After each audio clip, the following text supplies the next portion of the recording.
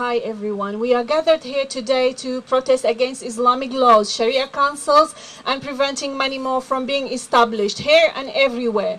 We all know that Islam and Sharia law is reactionary and against women's rights. However, all religions are anti-women and reactionary as well. Opposing Sharia law and Islamization of society is not only crucial, it is a matter of principle for me as a socialist. However, it is equally important to understand the causes and origins of Sharia law and avoiding a stereotypical racist image of the Middle East portrayed as solely an Islamic place and the birthplace of Islam and Sharia law, and labeling all people as either fanatic or strict, brainless, Muslims, jihadis, or suicide bombers, too hopeless to change, impossible to progress, not a good idea to impose so-called Western values on them. I strongly challenge these Orientalist views of Middle Eastern societies. The Middle East is not a factory of jihadis making brainwashed people. It is also a place of many progressive struggles, including women, labor, socialist, anti-capitalist struggles. There is no such a thing as Western value or Eastern values. There is only one thing called human rights. It is universal and not culturally relative. Women in the Middle East, like their sisters in the West, don't deserve to be the third or fourth wife of the same man. They don't deserve to be killed for reasons of so-called honor. They don't deserve to be raped in political retaliation and tribal disputes. Women from all around the world deserve equality, freedom, dignity, and respect, and to be recognized as equal human beings. I hold Western governments responsible for much of the mess that countries in the Middle East are in, and equally for much of the rise in Islamization and political Islamist activities in the diaspora. Just have a look at the Muslim communities in this country, the level of ghettoization, segregation, and marginalization through systematic racist policies. It is no wonder we have so many Sharia councils and young people involving in Islamic organizations.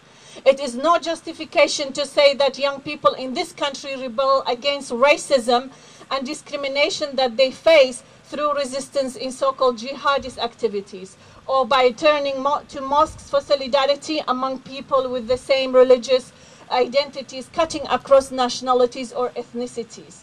For years, people from Asia and Middle East have come to this country. They were brought here as recruits to fill the labor gap, to do the lowest paid jobs, or as refugees who fled wars and occupations originally perpetrated by Western powers.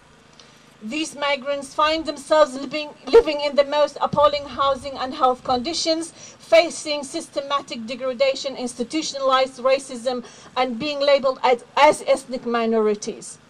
They are granted the right to practice the worst parts of their culture and religion in order to keep them in their ghettoized communities.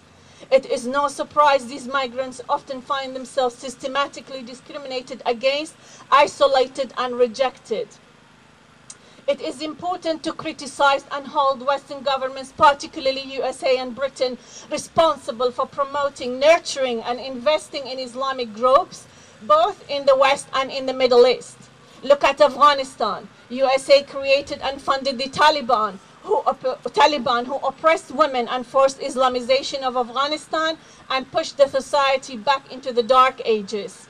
USA used the Taliban, their own creator, to attack Afghanistan using burqas as a pretext and slogan to liberate Afghan women.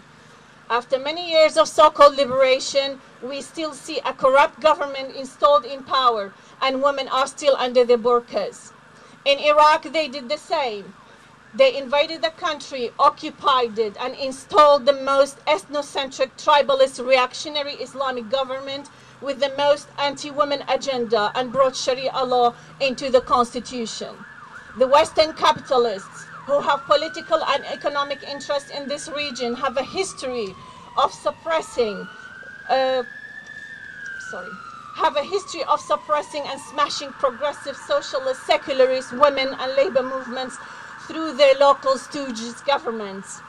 In Iraq, we have progressive socialist, women and workers' movement in the forefront of fighting for women's rights, freedoms, equality, and against capitalism that uses Islam and its Sharia law as a tool to keep people in ignorance. Islam and Sharia law are part and parcel of capitalism in the Middle East. It is a tool to control people, to split society along gender grounds and treat women and as half of this population. They treat them as half-minded and second-class citizens. Local capitalists in Iraq, who are puppets of the UK and US governments, oppress working-class struggles and forced Islamization on Iraqi people. The USA and UK have no problem with their installed government implementing Sharia law, since they are allowed to operate their neoliberal free market economy there. Iraq is turned into a place of women trafficking and prostitution, where children as young as 9 years old are sold for sex trafficking. The legacy of Western imperial colonization, occupation, wars and conflict in this region have left people in the hands of the most despotic regimes who are backed and supported by Western imperialist powers. Yet we are not silent. We are in the forefront as women, socialists and workers in this region, mobilizing through class struggle against capitalism and US-led militarism to provide a socialist alternative to the barbaric regimes and their Western allies. It is important to note, however, that many brave women in the Middle East who have first-hand experience of suppression are taking the lead of progressive movements to end all these brutalities once and forever. Therefore, we need international solidarity. Thank you.